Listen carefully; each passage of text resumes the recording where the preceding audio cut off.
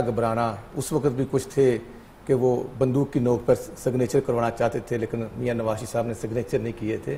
सो मैं ये अर्ज़ कर सकता हूँ कि ये तो वही साहब है जो परवेज़ मुशर्रफ साहब ने 12 अक्टूबर 1999 से लेकर 2008 तक किया। ये नैब हमारे लिए बनाई गई थी और तमाम रिकॉर्ड उनके पास मौजूद है, परवेज़ मुशर्रफ साहब और उनकी बी टीम के पास है। लेकिन मैं समझता हूँ कि सुप्रीम कोर्ट में मियां नवाज शरीफ साहब भी पहले पेश हुए थे, बाकी वज़ीर आज़म भी उतरे, लेकिन JIT में आज तक पाकिस्तान की हिस्ट्री में कोई प्राइम मिनिस्टर पेश नहीं हुआ था।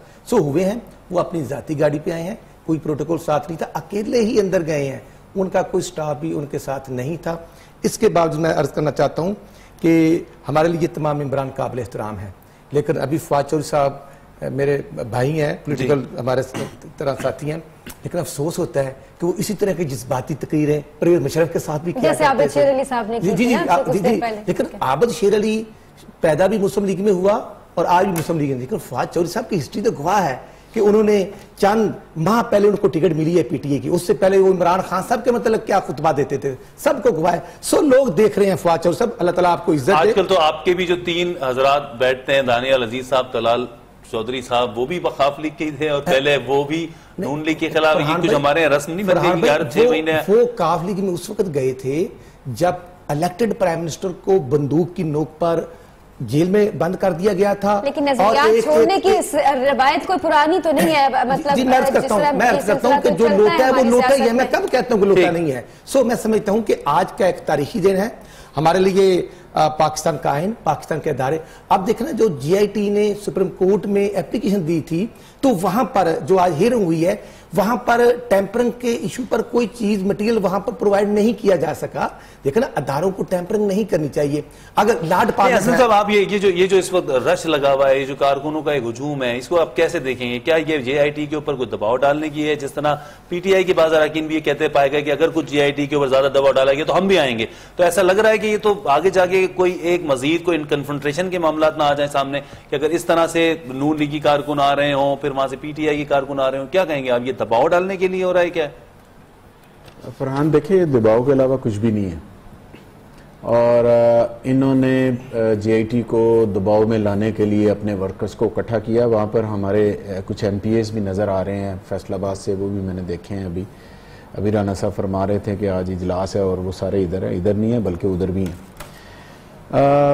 दूसरी बात फरहान साहब, देखें, बात यह है कि नवाज शरीफ साहब ने भी तो पार्टी चेंज की थी, वो भी तो एयर मार्शल अजहर खान साहब की पार्टी के एक वर्कर थे, वो भी तो फिर जिया साहब के जो हैं उनके छतर छाया उनके नीचे आए थे, आपको याद होगा। क्या उनकी पनीरी, उनका पौधा जिया साहब के गमले में नहीं लगा? क्या वो 1981 के अंदर वजीर खजाना उनको किसने बनाया था? जिया साहब ने बनाया था। 85 में उनको चीफ मिनिस्टर पंजाब किसने बनाया था? क्या उनकी तकरीरें आप नेट पे पड़ी हैं, आप देख लें, आप जी बिल्कुल, अब भी देखते हैं पुरानी बात। अब मैं ये कह रहा हूं कि इनको कम से कम बात करने से पहले ये सोचने लेनी चाहिए कि इनकी एक बात करते हैं तो 20 बातें इनके लीडरों की निकल आती हैं, इनके लीडरों। अब दूसरी बात, अगर नवाज शरीफ साहब JIT के सामने पेश हुए हैं तो उनकी अपनी हरकतें ऐसी हैं कि उस वजह से पेश हुए हैं भी। उन्होंने जो पीछे किया हुआ है तो वो पेश हुए, उन्हें कौन सा एहसान कर दिया है? और ऐसे तो गिलानी साहब भी पेश हुए थे, तो राजा परवेज अशरफ भी हुए थे। बड़ा तरीकी दिन है, बड़ा क्या तरीकी दिन है?